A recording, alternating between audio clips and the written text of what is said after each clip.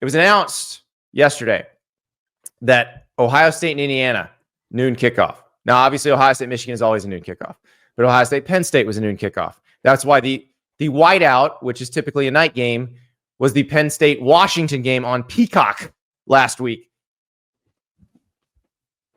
Fox clearly loves the big noon concept.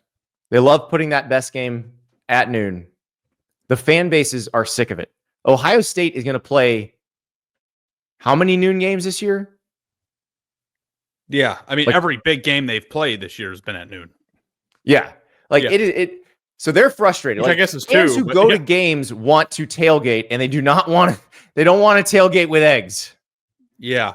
The thing that is interesting here is the situation of what is best for TV viewership and what is best for fans. And when those two things don't line up, the money is going to win, right? Like, I think that the Big Ten knowingly went into this agreement with the plan on the table and agreed to it because there's a lot of money involved and TVs dictate that. Now, that said, Ohio State fans, and I think Michigan fans last year, because this happened to Michigan too, when they were the talk of the sport,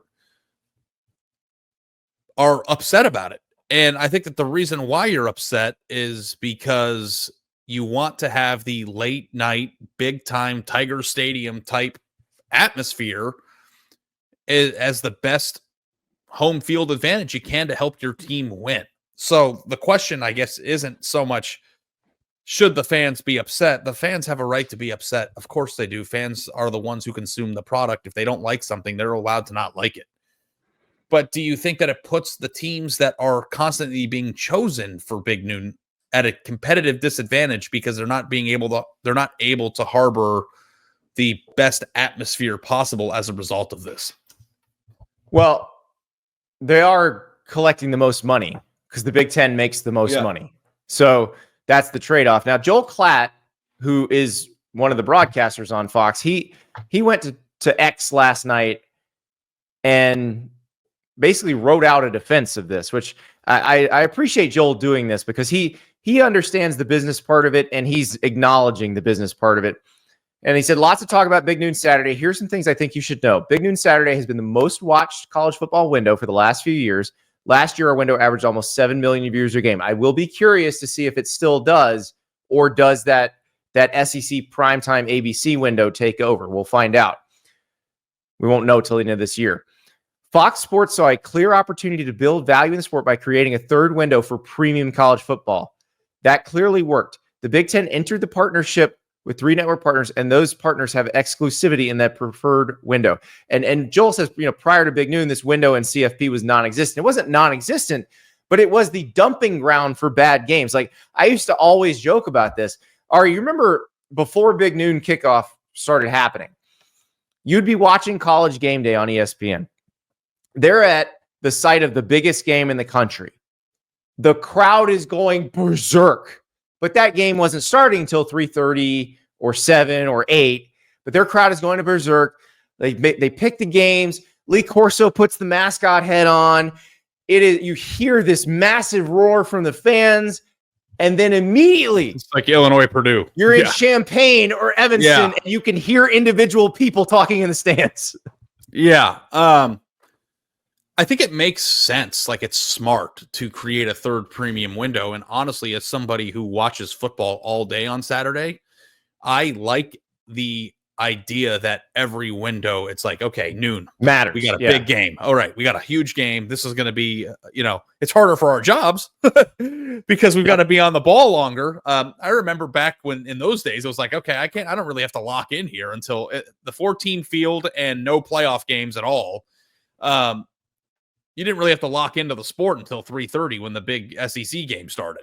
But I like this as a viewer because, you get, like, a few weeks ago, we got Ohio State and Penn State at noon. And then what happened directly after it? Like, I think, was that the day of the Alabama-Tennessee game or something? Like, every week there is a secondary game. And then the night games are awesome all the time. And honestly, Andy, with Oregon and some of the teams on the West Coast, you almost get a fourth window now. One of the best games of the week this week is starting at 10 p.m. once we're on the show. So, like, you get it's not just there's football on, there's good football on all day. But that's not what we're talking about. I think that we know, and it's been unequivocally proven that this was a savvy business decision from the television market. What we're talking about is, should fans be upset about it? And like, what do you think the solution to you? I mean, like, there's no solution to this. Like, they're going to keep doing it. It works. It drives money. And like, Ohio State fans wish their games were at night. But like, here's the number one debate, Andy, is that traditionally the Big Ten has one or two teams competing for a national championship. And since Big Noon started, they have latched on to the biggest brand. And usually 9 times out of 10, that's going to be Ohio State, because you've seen television data. If Ohio State's playing in a game, it's a top 5 game, no matter who they're playing. Which is why you get Ohio State Marshall at noon on Fox, when a lot of the, like, that type of game involving Alabama is probably not ABC at 3:30 or in prime time. That game is going somewhere else in the SEC universe, because it's not considered as good of a game. The temperament, though, for Fox is they pick the same team over and over again. Like, they picked Ohio State every single week. Yeah, and I understand why Michigan they do last year, and they rode them to the national title. Yeah. I tell you about Prize Picks, the best daily fantasy game in America. Play $5, get $50 instantly. Use that code STAPLES to do that.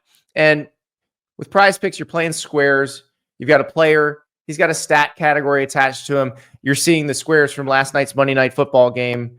And that's, Puka Nacua and Matthew Stafford. You decide if they're going to do more than or less than, and you pick as few as 2. You can go up to 5. The more you pick, the more the potential payout. So, for example, if you were to use that code STAPLES and do a $5 play, you could do $5, 5 squares. You could have 5 to win $50. And when you get that $50 instantly, you could play that 10 more times and have a little fun with it. So, got the board already getting populated for college football this week. Remember, there's action tonight. So, like, there's a Connor Bazelak square for Bowling Green, 257.5 passing yards. Will he do more? Will he throw for more or for less? Toledo, Tucker Gleason, 241.5 passing yards. So lots going on. It's going to be fun. Go to Prize Picks, download the app, use the code STAPLES, play $5, get $50 instantly. Yeah, and like back in the days where Big Ten Network was playing Ohio State games, they would have night games, so it would be against Indiana back in the old days when it was Indiana. So, like, I understand, like, if I were an Ohio State fan or a Michigan fan, I would want to watch my team play in my stadium at night after getting hammered all day and having the full fan experience. Everybody wants to build up. But that's 100,000 people versus 7 million people. And that's the thing. It sucks because you pay a lot of money to be one of those 100,000 people. Yeah. But they're thinking of the 8 or 9 million who are going to watch on TV over the 100,000 who are there. And if you're an Ohio State fan and you believe that Ohio State has a 2% chance less of beating Indiana as a result of the time start, I would be upset about that. You want to win that game. Like, I get it. Like, I totally understand why people are upset. But the conference agreed to this contract knowing damn well what was going to happen, and it's happening. And that is another rung on the long ladder of things that you're going to miss out on as a fan as a result of money. Like, that's money wins in this sport. And that's the way Aaron Pennington with also a very good point. It's harder to get recruits who play on Friday nights to a Saturday noon game. Absolutely. Because you've got to get on a plane, you're probably not making it. For a program like Ohio State that is recruiting a lot of players that live 5, 8, 10 states away. So I will say this as someone who has woken up in Florida and gotten on a plane to make a noon kick in Ann Arbor this year. It is stressful. Yeah. It is incredibly stressful. And I think that, like, what do you think the ideal window is, though, for like a recruiting atmosphere, competitive advantage? Like, I actually think that everyone thinks it's noon or at 7 p.m., but I actually think 3:30 is the best time to kick off. Yeah. Well, if you're a recruit, I think I think 3:30, like the SEC on CBS was a really good product and established that window as here's the biggest game and everything else is going to be kind of dessert after this, but this is your meal. And, I don't think that ESPN, since they've now got all of the SEC, I don't think they've treated it that way. I think they're treating the 7 p.m. kickoff, the 7:30 p.m. kickoff as that game. But I honestly don't like when LSU played Alabama in 2019. Remember, CBS couldn't make that a night game because they'd already made Notre Dame, Georgia a night game. And the ratings for that game were through the roof. Like NFL games on Sunday afternoons in the 4:05 time slot do huge numbers. They don't do worse numbers because if that's the best game, people go find it. So I don't think it matters in terms of TV viewers. We also have to say this too, Andy, because this is true, and I didn't make this point, but JC in the chat did. Ohio State is not helped by the fact that USC, Oregon, Washington, and UCLA aren't going to be starting home games at 9 a.m. So, like, there's less to choose from, too. So, but who is willing? The Colorado Buffaloes, and we're going to see that this weekend. Yeah. That's the big noon game this weekend. It's a 10 a.m. Utah, Colorado is a 10 a.m. local kickoff in Boulder because they want that showcase. And, obviously Coach Prime is going to get outsized attention, but let's say we talk about Colorado before Deion Sanders got there. They never would have been in position to get this sort of television showcase. So of course they're going to take it. Yeah. So, but it's interesting because like people like talk down to Big Noon, but I think that they've done a pretty good job of disrupting the market in terms of like who's watching the pregame shows. Mm-hmm. And I don't know what the ratings are, but College Game Day used to be the only thing on televisions that you would ever see before games started. And like now, if you're in public, you'll see a lot of Big Noon at a lot of places because people put on the channel that the big game is going to be on. So it doesn't only help the ratings of the game, it helps the ratings of the shows and the programming beforehand. The dirty secret about Big Noon ratings. So Big Noon actually goes for about 8 minutes past noon, the pregame show. And that gets counted in the ratings for the pregame show.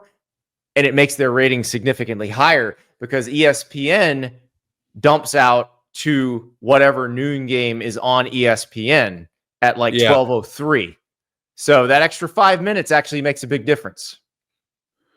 Yeah. So, I do feel for Ohio State fans. And I think that you as a fan are the ones spending your money. You're the ones consuming the entertainment product and you deserve to have your voices heard. The problem is that your program signed up for this. So like, that's the way it is. And that's the way it's going to be. And, you can hope that maybe Michigan gets back. Hate to say it, or hate that Indiana gets really good every year, or there's another Midwest team or East Coast team that makes an attractive pick, but this is all just a selection to make the most possible money. And Ohio State's going to be the cow that kind of helps them bring that milk home. I don't know why I just said that. That was weird. Okay. I liked it. Well, hey, we do have a counterpoint for Joel Klatt. Okay. From another former college quarterback, Danny Cannell. Noon games suck for players in the game and for fans attending. But funny, Danny's like, but selfishly, I like having a good game to start the day. Yeah, we all do. Who doesn't? Yeah. If you're not actually going, if you're just sitting, if you're on your couch, starting with a banger at noon makes that entire day better. Like, because going to a game is a pain in the ass. Like when you think about like the traffic getting into it, finding a parking spot, walking to the stadium, the weather's cold. Like it's not an easy thing to do before noon. And of course you want to get hammered. Like I get it. Like you want to enjoy the morning and, maybe not everybody, but there's a large portion of the fan base that wants to set up Ohio State's tailgate scene, I don't think is like as intense or crazy as you will find. It's in a bigger city. It's a lot of parking garages. Like it's not as conducive to tailgating as say Penn State or Georgia or Tennessee there was a person in the tailgate lot at Ohio State that I walked by every weekend for 10 years as I was covering the team who had an ambulance. They got an old ambulance and they painted the thing scarlet and gray and mounted televisions inside where you would be sitting, where the EMTs sat, and decked this thing out. And this thing had to have cost $250,000. There's a Florida fan who bought a short bus and did exactly the same thing you're talking about. That guy wants to stand outside by his